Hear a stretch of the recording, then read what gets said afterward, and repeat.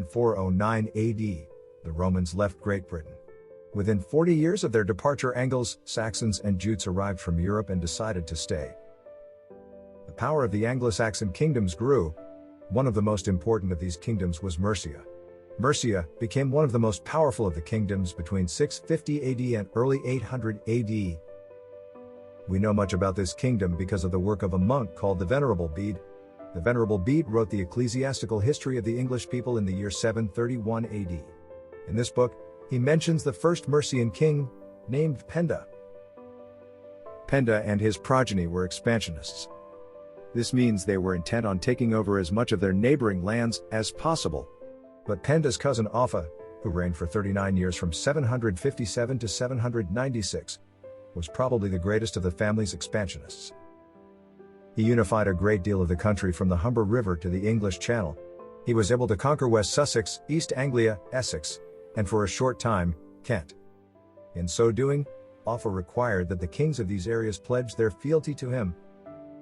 Because Offa unified so much land, his contemporaries on the European continent, like Charlemagne, treated him almost as an equal.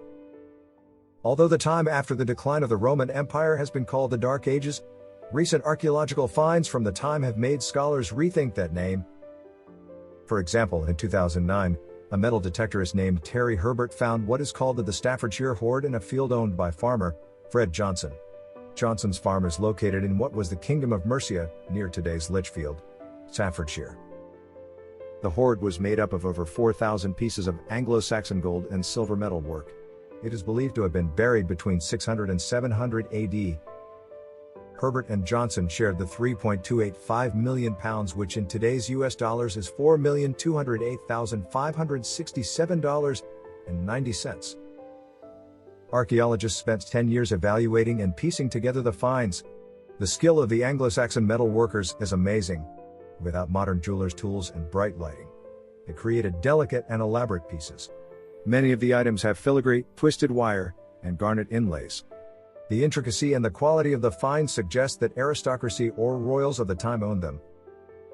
The Staffordshire Hoard is mostly made up of military items. For example, there was a helmet among the treasures. There were also pommels and fittings of swords, knives, and shields.